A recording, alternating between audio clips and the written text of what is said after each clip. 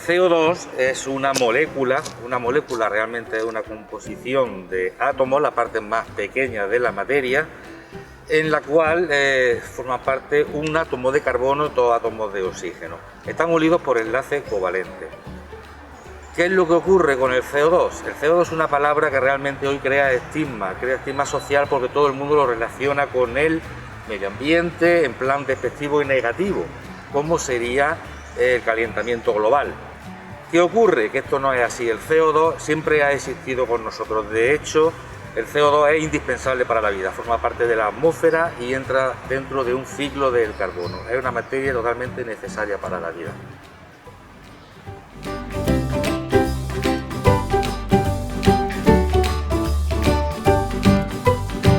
Hemos dicho realmente que es un gas natural, que se encuentra de forma natural. El gran problema de esto es que desde niveles preindustriales hasta los actuales tenemos un 45% más de CO2 en la atmósfera. Esto es lo que podría influir en la salud, ¿no? El aumento. Daros cuenta que desde lo normal serían aproximadamente unos 280 partes por millón en la atmósfera y se están registrando ahora entre 300 y 550 partes por millón, en función de si hablamos de áreas rurales o áreas muy industrializadas. ¿Qué es lo que ocurre? Porque ciertamente se verifica un aumento de urgencias respiratorias, de asistencia a pacientes con problemas respiratorios cuando los niveles de contaminación están elevados. Esto ocurre, por ejemplo, en el invierno. En el invierno, cuando hacemos un mayor uso de combustibles fósiles, utilizamos más energía eléctrica y aumentan estos niveles. Acuden a urgencias y ¿qué encontramos? Pues encontramos sequedad en las mucosas, encontramos el lagrimeo, encontramos sobre todo distrés respiratorio, dificultad para respirar, sensación de ahogo, y casos muy extremos podemos incluso llegar a encontrar problemas broncopulmonares, cardiorrespiratorios e incluso cáncer de pulmón.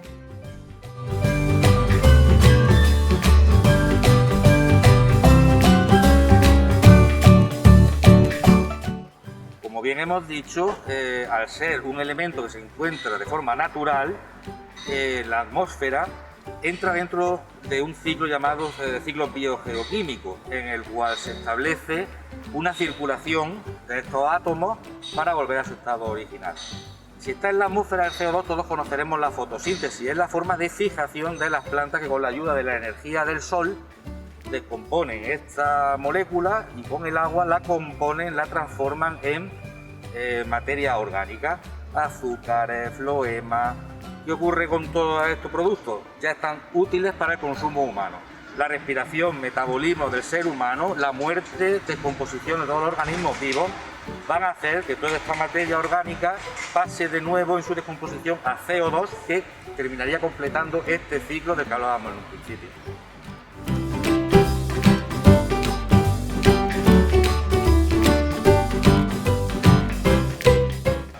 Efectivamente, a la situación actual tenemos que referirnos a nuestro gran problema que tenemos ahora mismo, esta gran pandemia del SARS-CoV, ¿no? Que produce este síndrome agudo respiratorio severo. Evidentemente yo soy partidario de que sí, es una de las grandes medidas, ¿no? El tema de la ventilación. ¿Por qué? Porque esta enfermedad se transmitiría mediante secreciones respiratorias. No vamos a entrar en la polémica de una gotita que se llaman de fluje, otras que se llaman de otra forma, unas pesan más, otras pesan menos, otras al pesar tan poquito flotarían en el ambiente, por lo cual se llamarían aerosoles. No entraremos en esa polémica, pero realmente se transmite de esta manera. Por esto la mascarilla, por esto el distanciamiento social, y en edificios públicos y otras instituciones, pues lo que incluso en tu casa lo que se recomienda es la ventilación. En 15 minutos se considera un buen tiempo para una aireación del habitáculo, por lo cual realmente estaríamos recambiando el aire y sería la única buena solución. Claro, si hemos hablado de contaminación de aire, evidentemente que sería deseable que este aire no estuviera contaminado, por lo cual, si recordáis, en una de las preguntas que me hacíais, hablamos del bajo, entre comillas, porcentaje de contaminación de zonas rurales. ¿Qué ocurre? Porque sería más efectivo, como todos podéis entender, airear una habitación en una zona rural no contaminada que en una industrializada y sí contaminada.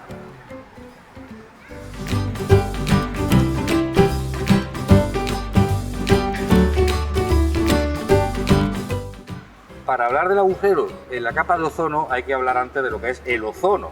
Evidentemente el ozono es otra molécula, igual que hablábamos antes del CO2, pero en este caso son 3 átomos de oxígeno, o 3. Esta molécula de nuevo existe de forma natural en la atmósfera alta, en la troposfera. Es una fina película, pero también sin esta capa de ozono no sería posible lo que es la vida en el planeta tal y como la conocemos. No entraremos en cómo se forma porque es complejo y largo, esto va de resumen, por lo cual diremos que el agujero que estamos produciendo nosotros en la capa de ozono realmente produce un pequeño aumento en el calentamiento global del planeta, pero hay otros gases como el CO2, como veremos, imagino, más a continuación, que son los auténticos responsables. Sin embargo, es importante decir que este ozono O3 es un gran filtro de la radiación ultravioleta muy cancerígena. Es por esto que si este agujero de ozono, que actualmente se mantiene en zonas determinadas como Antártida y un poquito en el Ártico, va variando, parece ser que lo vamos reduciendo. Si esto se extendiera y nos pusiéramos expuestos a la radiación solar donde no existe este ozono, recibiríamos tal radiación ultravioleta que empezaríamos por cáncer dérmico y se extenderían por toda la zona.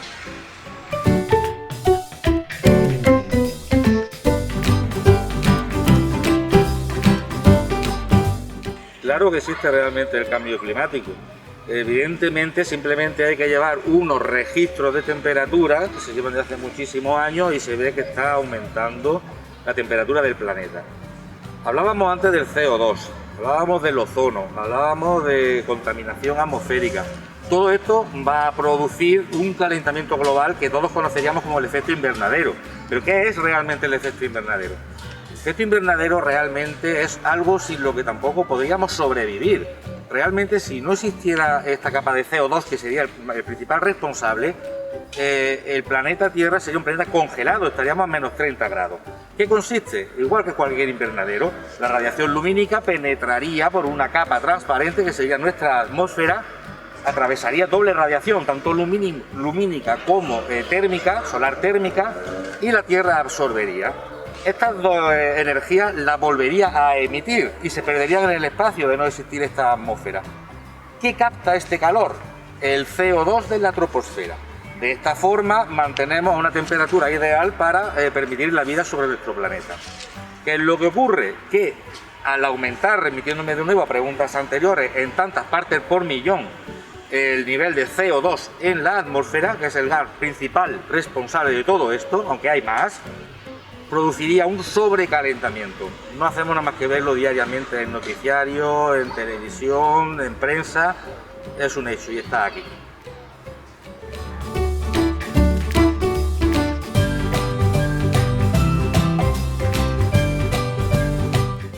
El cambio climático, lógicamente, sí lo podríamos frenar. Somos nosotros quienes lo hemos generado, ¿no? Con nuestras emisiones. No lo vamos a poder frenar. El gran problema de esto sería una concienciación, tanto a nivel individual como a nivel colectivo. Al hablar de concienciación a nivel colectivo no podemos hacer otra cosa que involucrar a la gente que nos gobierna, a nuestros políticos. Entonces harían falta una gran dosis de estrategia, acuerdos y consensos internacionales para reducir todos estos gases de efecto invernadero, por ejemplo, que paliarían mucho el problema. ¿De qué manera? Fomentando energías sostenibles. Tenemos energía solar, tenemos energía eólica, geotérmica, hidroeléctrica, al nivel de las mareas, el nivel de las corrientes marinas. Hay tantísimo que se podría hacer, pero no olvidemos nunca el punto de vista individual que tiene cada uno, tú como persona. ¿Cómo lo podríamos conseguir?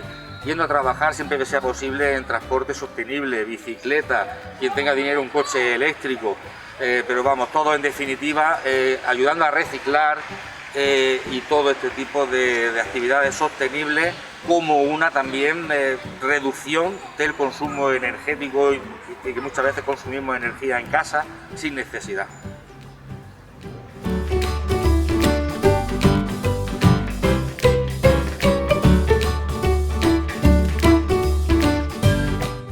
Evidentemente es una pregunta que es demasiado personal. En mi caso de vida opino claramente que no. Sería cuestión de adaptación. Si hablábamos en la pregunta anterior de cambiar nuestros hábitos de vida, sería cuestión de adaptarse. Daros cuenta de que antes de ocurrir a todo esto, el simple hecho de la agricultura hoy tan contaminada, se utilizaba el tema de la biomasa, un recicle, un algo. Sería volver a tomar hábitos sostenibles que hemos tenido siempre, pero que tristemente lo hemos perdido en pos de la, digamos, globalización.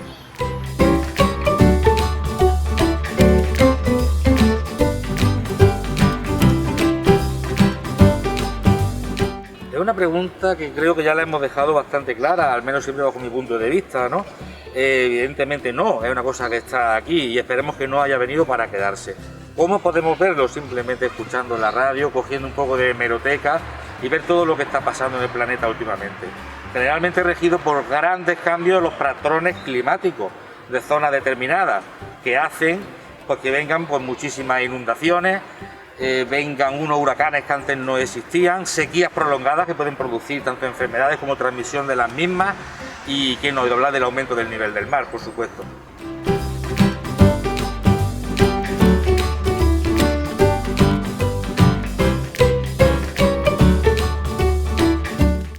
Como utopía sí, pero para nada se dan los hechos y los datos reales de lo que está pasando. No es lo mismo si hablar de una fusión nuclear, que sería el futuro, pero bueno, la pregunta es clara y estamos hablando de la energía nuclear. Daros cuenta de un simple ejemplo. Para producir energía nuclear tenemos que conseguir uranio. ¿Qué estamos consiguiendo? Necesitando minería, fabricación de un concentrado, fabricación del combustible. Tendríamos que construir la central, mantenerla, desmantelarla, gestión de los residuos radiactivos. Se da la paradoja de que con todo este proceso para la elaboración de energía estamos consumiendo muchísima energía fósil y realmente el balance no compensa.